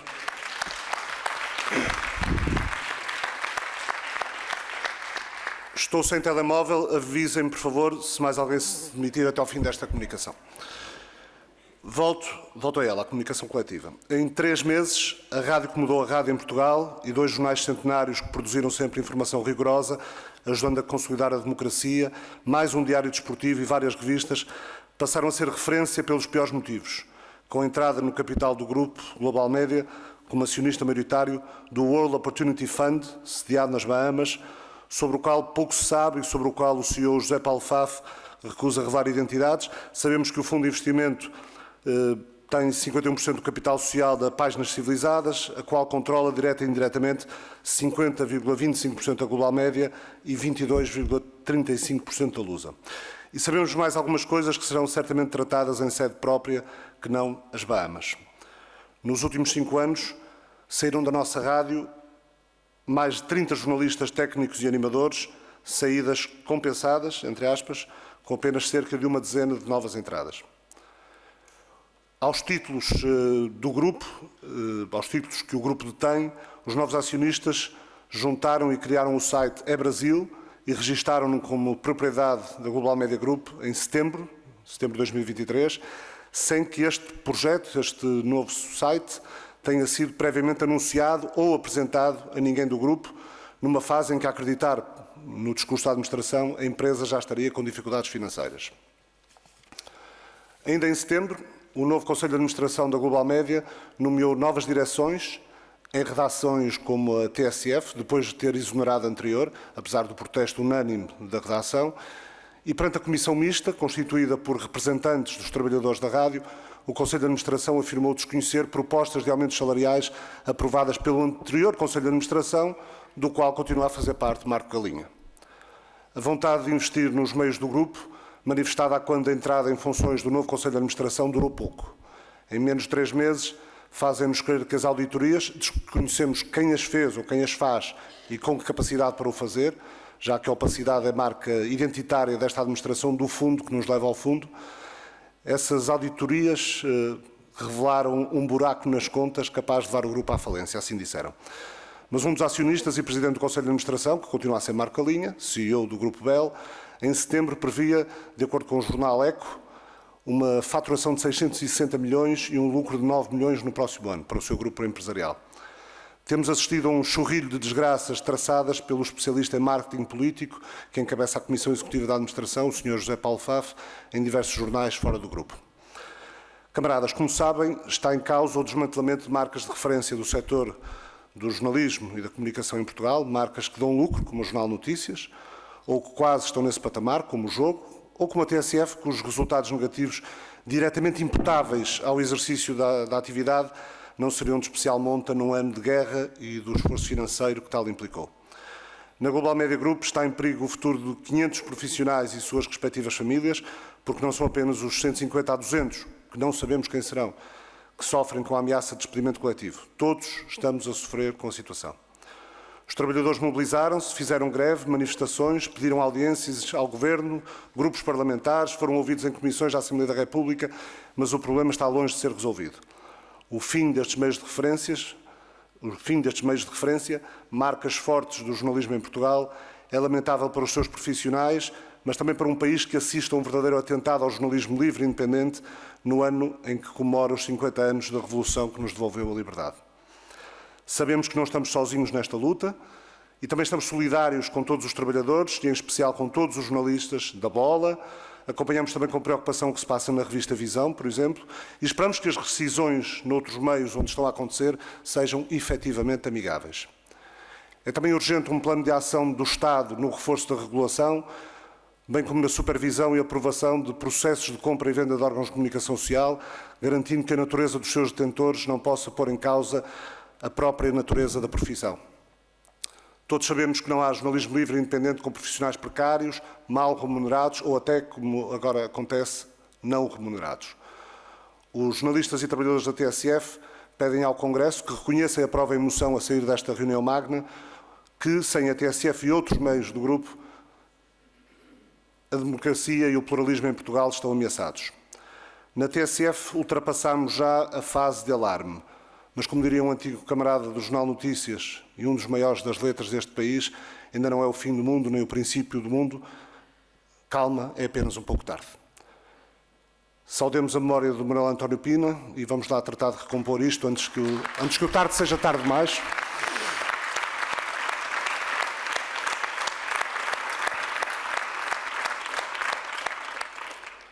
A luta continua, jornalistas para a rua, não despedidos por um fundo sem bom fundo, mas sim para a rua para fazer reportagem até ao fim da rua e até ao fim do mundo. Obrigado.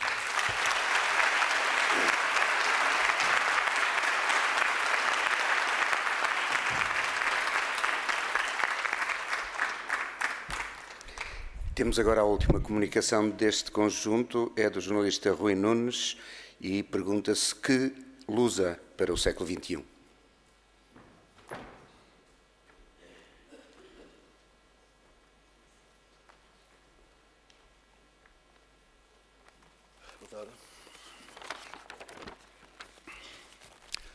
Boas tardes. Eu gostava de começar por agradecer as palavras que a Diana Andringa há bocado pronunciou. Gostava de começar por agradecer as palavras da Diana Andringa que há bocado ela pronunciou. Começando pelo princípio, vou aqui defender um controle externo da Lusa. Justificando. Os tempos estão maus, muito preocupantes. Também para a informação, o lado senso, para a indústria da comunicação dita social, para os seus protagonistas. Trocadas empresariais, aviltamentos profissionais, degradações noticiosas, os sinais acumulam-se. As novidades e tendências sociotecnológicas alimentam mesmo discussões sobre se o capitalismo evoluiu para o designado tecnofeudalismo. Na área da informação e das notícias, sem ser preciso carregar nos tons, A Lusa surge à escala como um oásis, graças à proteção estatal de que tem beneficiado, exceção feita no Consulado de Relvas. E justamente agora, com todos os cenários, dramas e mistérios envolventes no caso Global Media, que até mete acusações ao Presidente da República sem que este reaja, a agência noticiosa ganha uma importância acrescida ao surgir como farol potencial, sublinhamos, potencial, de pertinência, relevância e seriedade. A propósito, queremos aproveitar a oportunidade para defender a manutenção e o reforço do controle do acionista estatal da Lusa, que pode chegar, inclusive, à totalidade do capital. Assim, pelo menos, é liquidada de imediato qualquer veleidade de negócios imobiliários com a sede. Depois, subscrevemos a proposta do Ministro Adão e Silva de oferecer o serviço noticioso com benefícios óbvios para os meios regionais, locais e das comunidades portuguesas. Para mais, esta oferta até permite, em tese, a realização de ações concertadas e em rede entre estes meios e a agência, com uma lógica bottom-up. Por exemplo, sobre transportes ditos públicos, sobre a pobreza, a solidão dos idosos, os migrantes, a ruptura climática, o para-autarcas, a justiça, o ensino profissional e o name it. O objetivo é eliminar o Portugal invisível, desde logo em termos de grupos sociais, territórios, problemáticas ou protagonistas. Este aumento de influência do Estado, leia-se governo, na agência e a maior presença desta, no serviço desta, nos meios, recomenda um controle externo também acrescido. Em concreto, propomos um controle político parlamentar e outro técnico-editorial. Do primeiro, os partidos decidirão, mas podem começar por retirar ao Governo a capacidade de indicar o Presidente da Administração e determinar a inclusão nesta de representantes dos trabalhadores. O segundo pode concretizar-se com um, digamos, conselho consultivo, conselho editorial, integrado por interessados na produção da Lusa, ONGs, sindicatos, autarquias, enfim, e outros, como jornalistas veteranos e personalidades senadoras. Mas também se pode concretizar com uma avaliação anual da produção noticiosa, realizada, por exemplo, por universidades, destinatários, analistas, observadores privilegiados. Desta forma, garantir-se-ia que o potencial farol fosse concretizado com qualidade através da integração de três vetores: estratégia, financiamento e liderança, e afastados os riscos de captura por grupos. Recordamos que em 2005, já lá vão 20 anos, chegou mesmo a ser aprovada em plenário de trabalhadores a solicitação de uma auditoria à gestão de recursos humanos com a endogamia no visor. Tema este, aliás, retomado ao longo dos anos por órgãos como a Comissão de Trabalhadores ou o Conselho de Redação. Quase a acabar, um pedido, uma proposta e uma constatação. O pedido é que nos deixemos de buzzwords como fake news, um disparate em si, ou desinformação. Uma fake news é uma mentira verdadeira. Desde há milénios que se sabe que a verdade é a primeira vítima da guerra, onde se privilegia o engano, a mentira, a simulação. Todos conhecemos Sun Tzu e o episódio do cavalo de Troia. Mas, enfim, os entusiasmados, os ignaros entusiasmados com as fake news e a desinformação também parecem desconhecer que a verdade é igualmente uma arma terrível. Recordem-se os dirty files do Edgar Hoover ou os compromatos do KGB. De facto, o que está em causa é a gestão da informação no combate político. O pedido é este. A proposta é de que o 5º Congresso exprima a sua solidariedade com os jornalistas palestinianos e denunciar a matança que também eles estão a sofrer na faixa de Gaza. A constatação é de que, no final de contas, o nosso futuro depende da resposta à ruptura climática global, que inclua a prevenção do ecofascismo. Em bom rigor, esta crise é sistémica, não é climática. Que a cobramos à altura. Obrigado pela vossa atenção. Boa tarde.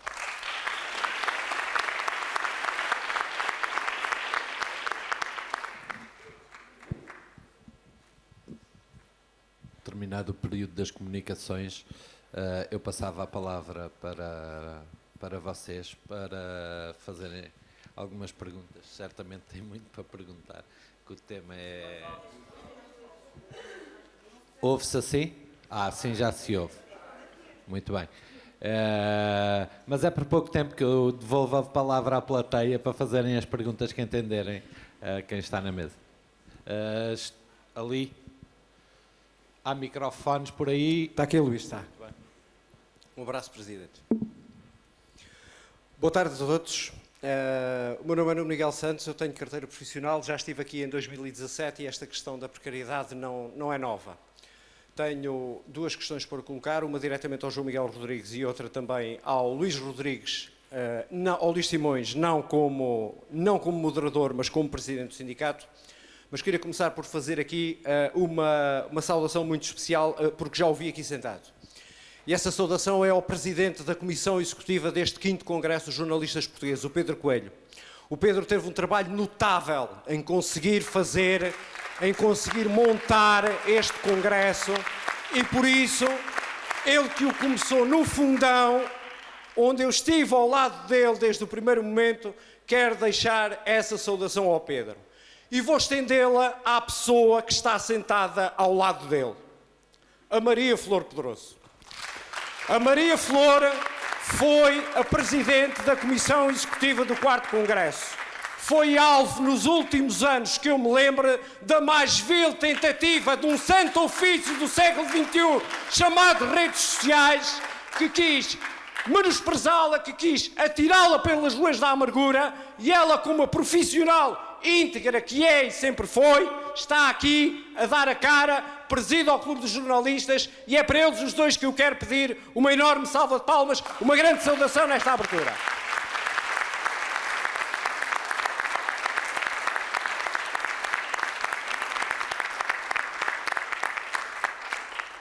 Meu caro Luís Simões, agora somos nós. E somos nós porque foste tu que me ligou e que me lançou um desafio para eu poder chegar a ser eleito do Conselho Geral do Sindicato dos Jornalistas Portugueses, onde ainda estou agora. E esta questão da precariedade tem sido falada em quase todas as reuniões. E já sabemos o que aí vem, porque já ouvimos as intenções dos diferentes forças políticas. Vamos ter 1.000 euros em 2028, logo se vê.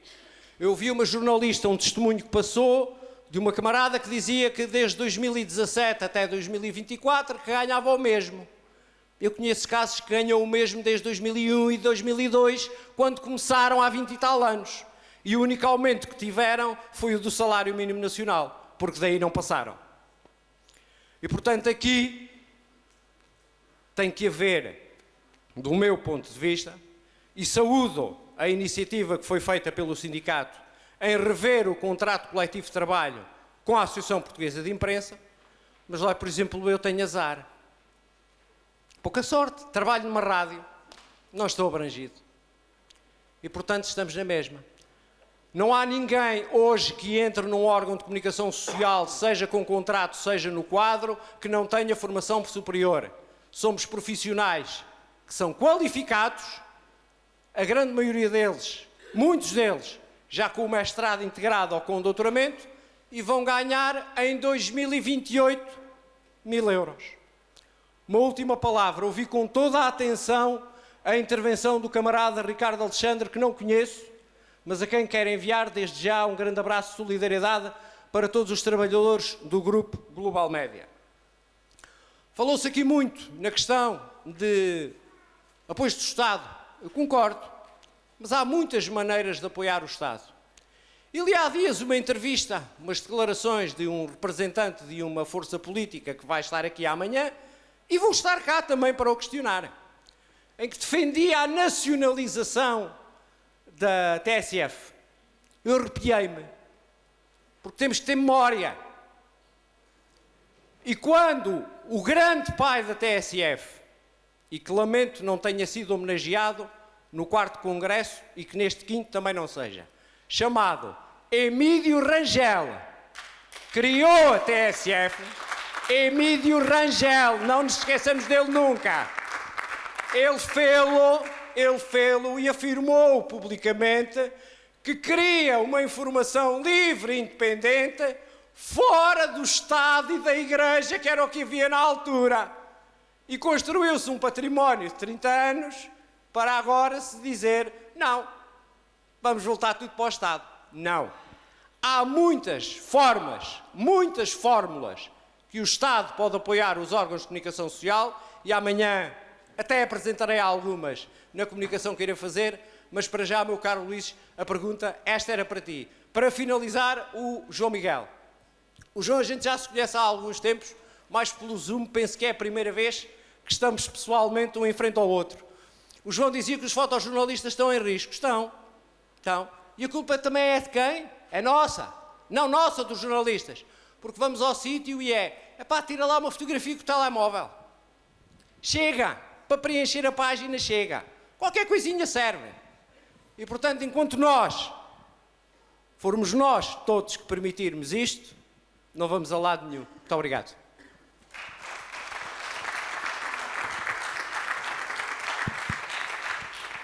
Parece-me que é boa ideia irmos respondendo e depois irmos devolvendo, fazermos aqui um ping-pong, que eu sou de desporto e, portanto, gosto destas expressões de desporto.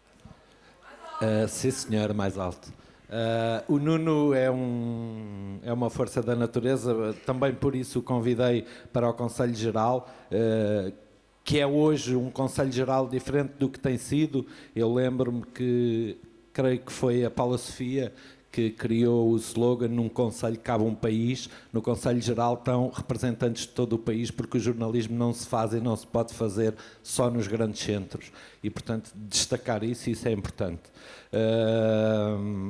Passando à pergunta e ao contrato coletivo, sim, ser da imprensa, muito brevemente procuraremos negociar os contratos coletivos que temos para negociar, e com a rádio será o primeiro. Mas quero dizer-te uma coisa, há muito que se pode retirar deste contrato coletivo e desde logo há algo que se deve sublinhar. Como sabemos todos, nós éramos vinculados por um contrato coletivo onde havia tabelas diferentes em função do volume de negócios, mas sabemos que isso criava jornalistas de primeira, de segunda e de terceira em função do local do país onde estivessem. Isso acabou, felizmente que acabou, na rádio acabará certamente, porque é um exercício diferente, mas destacar que este contrato coletivo de trabalho também tem isso. Somos hoje todos iguais, falando das questões financeiras e provavelmente falando também da proteção que devem ter os meios que estão fora dos grandes centros, e eu isso também queria sublinhar. Até o dia que eu ligar a dizer, Nuno, já começámos a renegociar o contrato com as rádios, agarremos-nos a isto, que acho que é muito positivo. E eu passava, desde logo, nós devemos ter tempo de conversar, ao João Miguel, para o João Miguel te responder. Felizmente já nos tínhamos visto antes, presencialmente. Não foi só hoje. Não mudando nada ao que tu disseste, eu acrescento que prefiro ver uma fotografia tirada por um jornalista do que por um cidadão repórter que não existe, ou por uma associação, ou por uma assessoria de imprensa, ou por um clube. Portanto, eu prefiro que seja um jornalista a tirar sempre a foto. Mas não retiro uma vírgula ao que tu disseste, acrescentando o seguinte: falta-nos união. Falta-nos união, falta-nos gostarmos mais uns dos outros.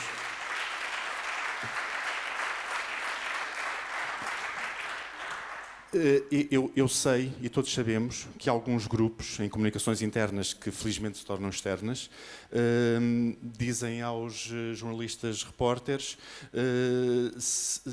a tua peça é X, se vier com fotografia de um fotógrafo, ele recebe 10 euros, se for com a tua, tu recebes 15. E perante um quadro de precariedade, eu não consigo culpar esse jornalista repórter. Se fôssemos mais unidos, ele conseguia dizer que não e termos a verdade reposta.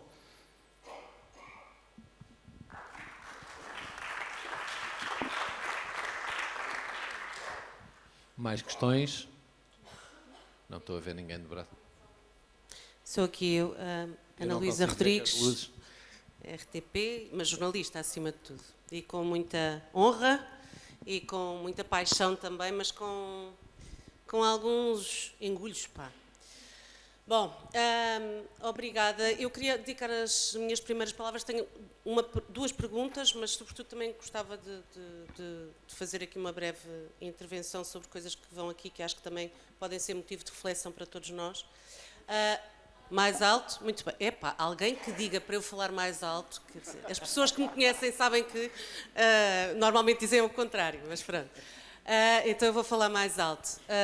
É que eu estou a tentar falar baixinho, que é para não me entusiasmar, daqui a bocado já estarei a falar mais alto. Bom, as minhas primeiras palavras de facto vão para os camaradas da Global Media Group, a quem presto mais uma vez, já de outras formas também o fiz, a minha solidariedade, e porque ser jornalista, um dos valores que eu prezo na profissão e que eu acho que tem que continuar a existir, e por isso é que ela é profundamente humana, é a empatia. Sermos capazes de nos pôr nos pés, nos calçados, nos sapatos dos outros. E, portanto, eu já dei comigo a pensar vários destes dias, destas semanas, como é que era se eu não tivesse recebido os últimos não sei quantos salários. Se eu agora às vezes já me vejo super aflita com o aumento das taxas de juro, etc., chegar ao fim do mês, não consigo imaginar como é que seria estar sem receber os últimos salários. E, portanto, a minha solidariedade e a vossa luta, estou aqui também para ajudar, não só pela importância dos títulos, como também pela importância por todos nós, não é só porque a luta de uns é também a luta de outros, e a luta da Global Media Group e dos camaradas deste grupo é também a nossa luta dos jornalistas todos, porque quanto mais diversidade de grupos e de grupos, ou de publicações, melhor dizendo, houver, melhor se faz e se presta o serviço à democracia. E portanto, desse ponto de vista, a luta e a luta dos nossos camaradas da Global é a luta de todos nós. Eu gostava, de qualquer forma, de não deixar, porque ouvi aqui várias coisas e também as gravações que têm passado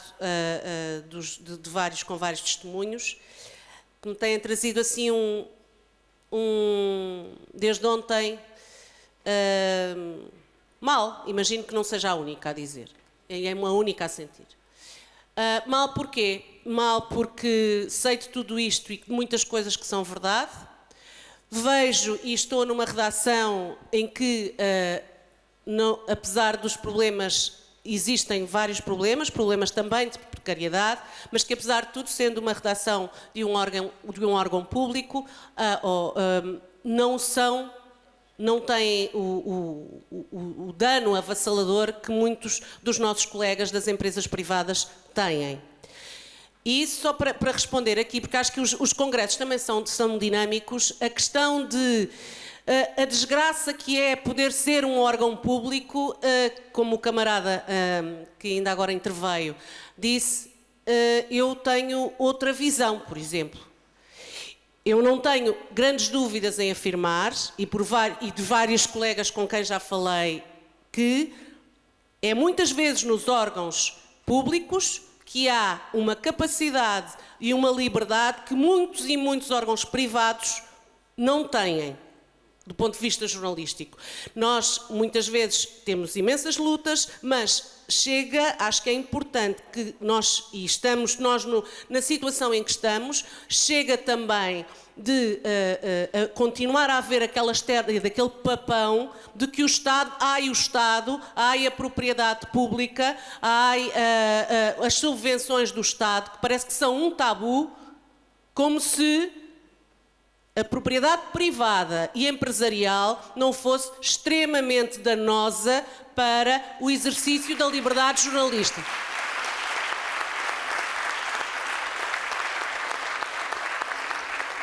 E, portanto, é importante que este debate seja feito e não seja só um debate, é um debate que avance. Porque, assim, pelo menos no início de 2016, o Sindicato de Jornalistas, em entrevistas e declarações que fez, dizia a subvenção, ainda antes do outro congresso, a subvenção pública não pode ser um tabu. E não pode ser um tabu, parece que é um tabu em Portugal, não pode ser um tabu. E não pode ser um tabu, porquê? Porque é feita em outros países da Europa que estão longe de ser considerados esquerdalhos radicais, ok? E, portanto, acho que é importante que nós tenhamos esta consciência de que é preciso discutir estes assuntos. E é preciso discutir estes assuntos com regras. Também é importante que a subvenção pública não seja uma subvenção às empresas que depois fazem o que quiserem com o dinheiro, inclusivamente atropelar direitos de trabalhadores jornalistas e gráficos e etc. Portanto, é preciso que haja, sim, a discussão de regras de subvenção pública, mas que essas regras sejam também feitas de acordo com o cumprimento da lei e das regras. Pronto, e agora eu queria, portanto, eu gostava também de saber a opinião das pessoas que estão no painel sobre esta questão da subvenção pública e queria só terminar com o seguinte. Eu espero que este bater no fundo, como já várias pessoas disseram, sirva também para perceber que quem é insatisfeito e refilão não é um radical. Eu gostava que este bater no fundo nos fizesse perceber que ter comissões de trabalhadores, conselhos de redação, delegados sindicais interventivos nas empresas não é ser radical.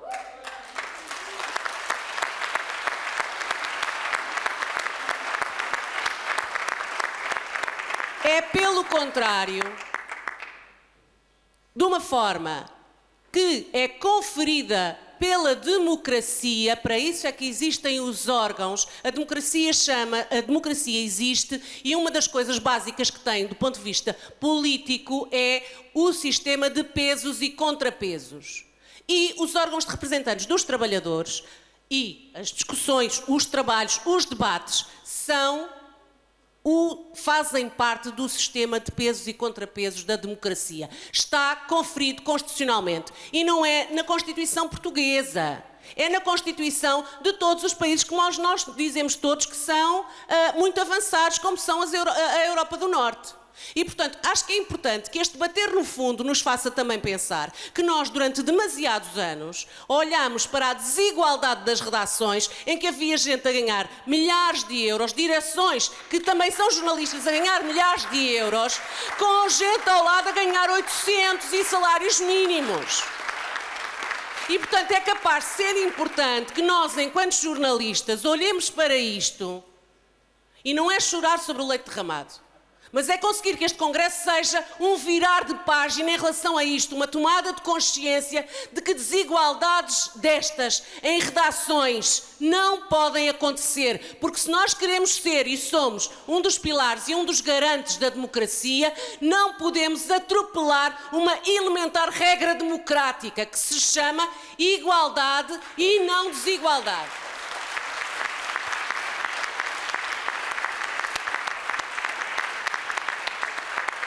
Eu vou já terminar, desculpem, estou-me a entusiasmar, mas não quero.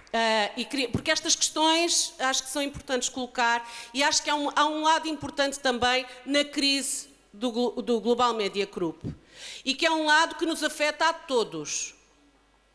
Porque é assim, há muitos problemas nas várias redações do país. Mas, com o drama que nós vemos os nossos colegas da Global atravessar, quase que nos coíbe de falar do mal que também existe nas nossas redações. E, portanto, até porque depois os nossos diretores ou os nossos editores, que também são jornalistas, dizem, mas olha, a gente também tem que coisa, porque olha aqui ao lado. E, portanto, a crise de um tem imenso impacto no bem-estar de todos. E, portanto, não é desmerecer a situação de uns, pelo contrário, mas também é ter noção de como a crise de uns afeta os outros. E atenção, há problemas nas redações todas. Numas mais do que outros, mas há. E por aqui me fico. Queria de qualquer forma perguntar sobre esta questão de saídas e de... Já agora, uma pergunta. O que é que vocês acham de uma ideia de uma greve geral dos jornalistas durante a campanha eleitoral?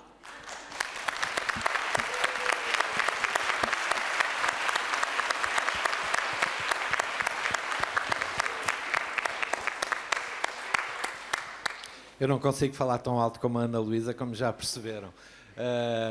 Ana Luísa, só dizer-te uma coisa, nós dissemos em 2016 e continuamos a dizer todos os anos, todos os meses, todos os dias que seguiram a isso, sim, é fundamental que de uma vez por todas percamos o medo da subvenção pública, porque não é isso que nos vai tornar menos independentes.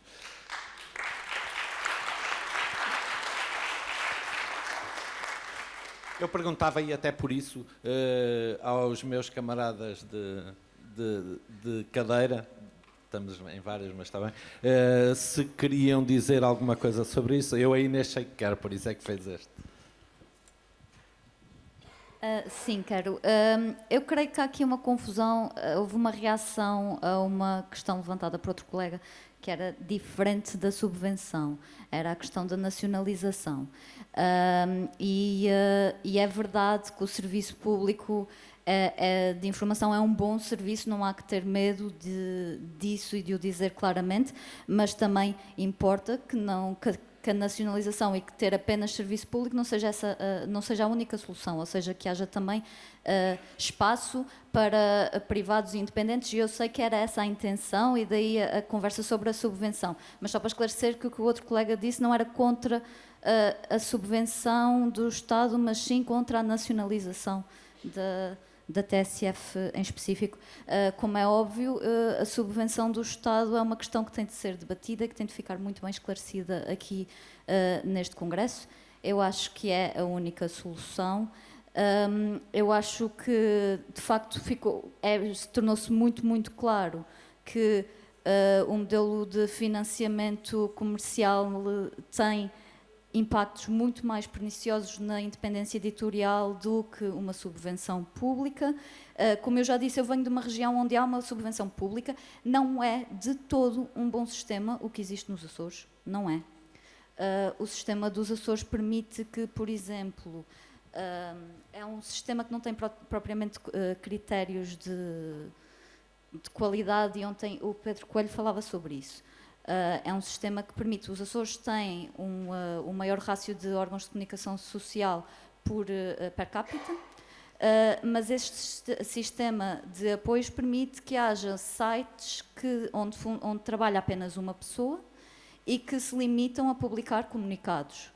E, portanto, aquilo é uma espécie de um agregador de conteúdos, e em vez de uma pessoa ir a um site de uma Câmara Municipal e a um de um partido e a de uma associação, tem ali tudo num só espaço. Isso não é fazer jornalismo e, portanto, obviamente, o modelo dos Açores não é para ser replicado, é para ser pensado e melhorado, tanto nos Açores e a criar um apoio aqui no país. Acho que faz todo o sentido.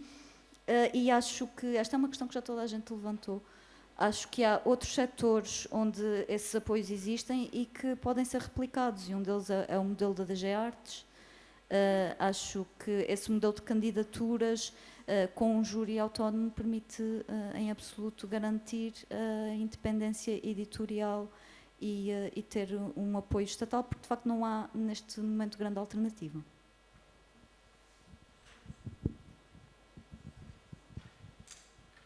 Não.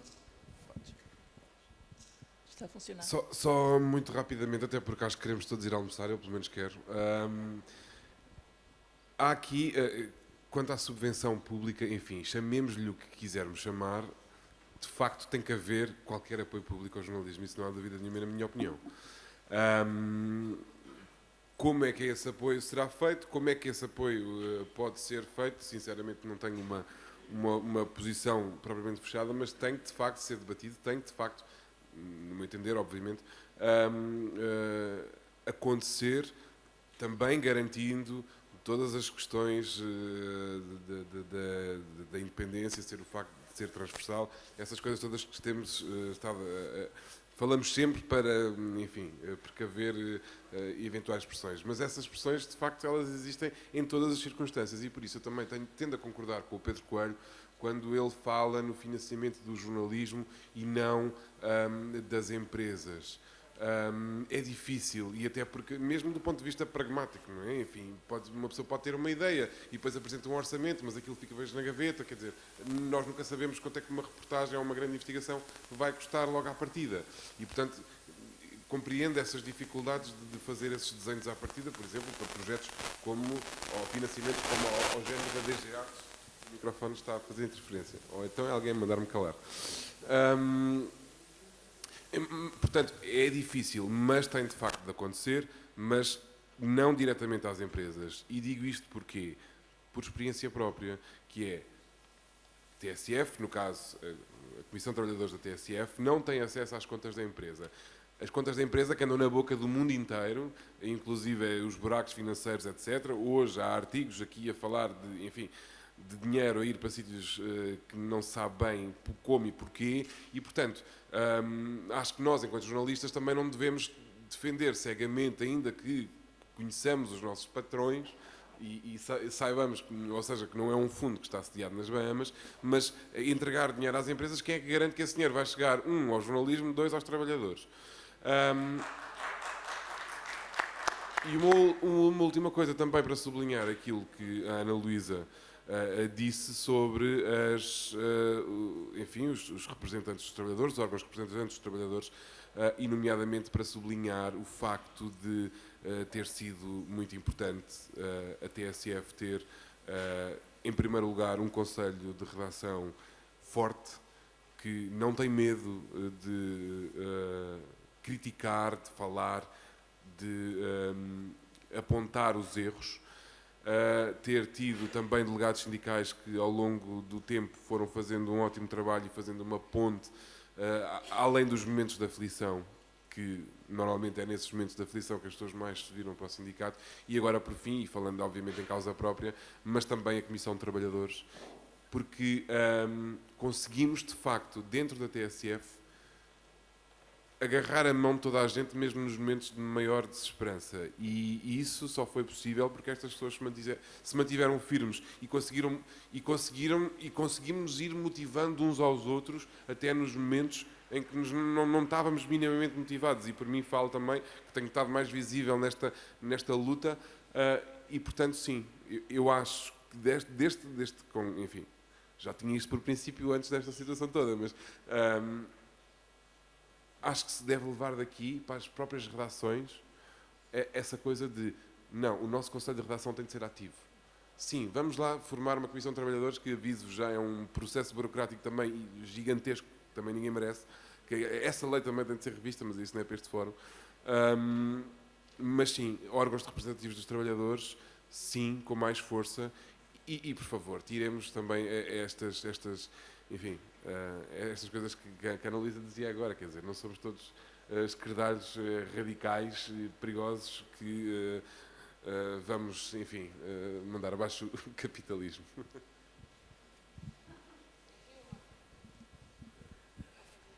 Eu creio que podemos encerrar. Não podemos encerrar. Há pelo menos mais uma questão. Bom dia, o meu nome é Céu Neves.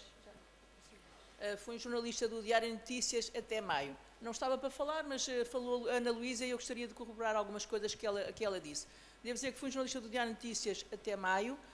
Trabalhei, eu entrei para o Diário Notícias em 1992. Aqui há dias, quando disse isso a uma pessoa, pronto, num serviço, estava a fazer uma coisa na FNAC, ela chamou-me sofá, levou a resposta que merecia, mas isto para dizer que eu trabalhei desde o primeiro até o último momento com paixão.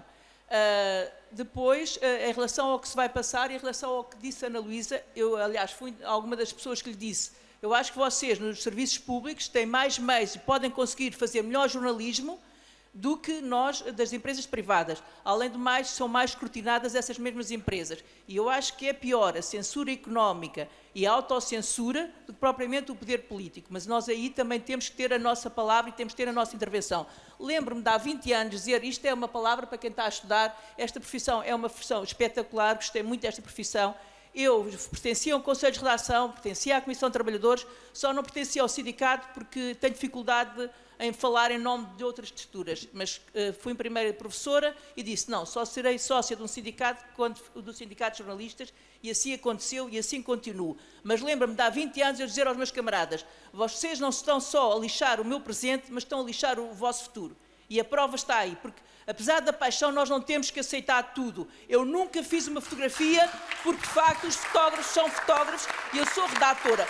Em prol, e isto no Diário Notícias, Foi vindo isto acontecer, fizeram tudo e mais alguma coisa ao Diário de Notícias, revistas que foram criadas no Diário de Notícias transitaram para outros meios, entrevistas que eram do Diário de Notícias transitaram para outros meios e sempre as pessoas a pensar, vamos perder o emprego, vamos perder o emprego. E a prova está aí. Neste momento tinha 20 jornalistas e se o Diário de Notícias pode servir como exemplo, é como exemplo do que não deve ser feito. Nós temos um arquivo histórico, também não sabemos onde é que ele está. E esse arquivo foi classificado património histórico, não foi pelo empenho e pelos camaradas do Diário de Notícias, foi pela sociedade civil que se uniu para que esse arquivo fosse classificado. Portanto, nós temos que fazer alguma coisa, a questão não vale tudo em relação aos apoios de Estado. Obviamente que eu prefiro o apoio de Estado e o apoio depois sendo bem escrutinado e esses apoios têm que ser fiscalizados, porque nós vamos ver, por exemplo, quando foi da pandemia, foram dados apoios e vamos ver como é que esses apoios foram utilizados. E, portanto, há empresas, há pessoas que fazem tudo para sacar dinheiro e não é pelo jornalismo. Portanto, tem que haver aqui uma solução. Aqui, em relação ao Diário de Notícias, acho que pode servir de um exemplo do que não deve ser feito. Eu saí em maio, mas serei Diário de Notícias até o fim e apoio aqui todas as comunicações que sejam no sentido de unir o grupo e unir os jornalistas, dos jornalistas e funcionários da Global Média e não em torno de desunir. Mas está nas nossas mãos, está nas mãos de quem está a começar a dizer não vale tudo. A paixão é importante, eu gosto desta profissão, mas não vale tudo. É isso. Obrigada.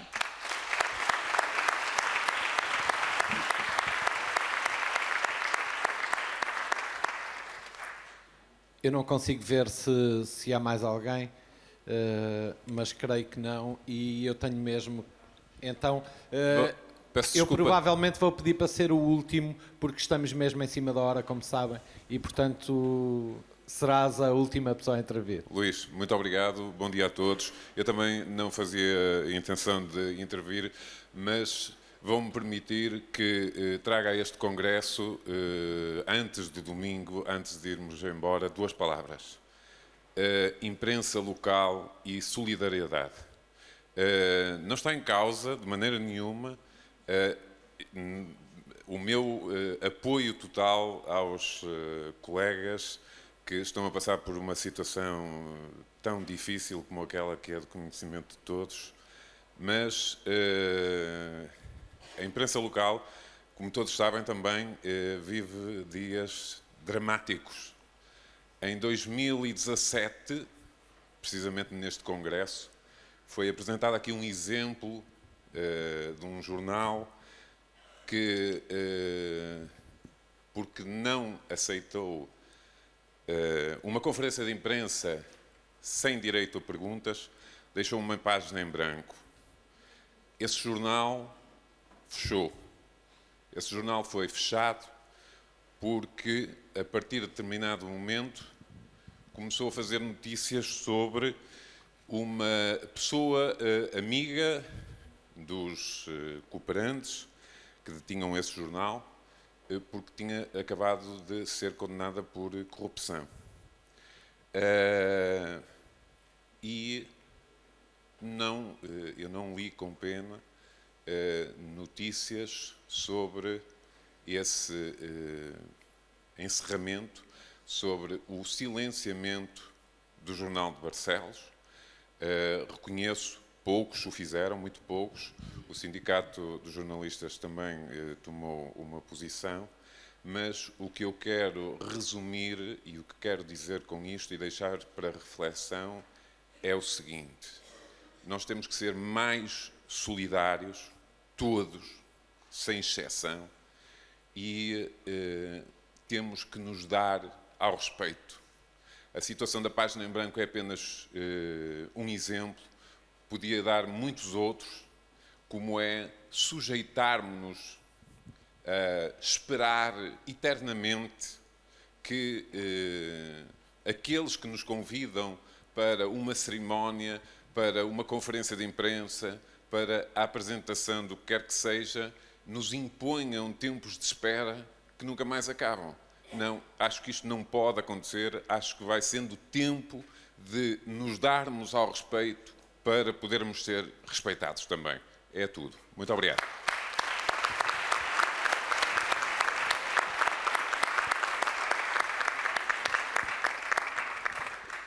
Encerramos aqui esta parte do Congresso. Muito obrigado pelas vossas questões, muito obrigado sobretudo pelas vossas reflexões, foram muito importantes. Obrigado.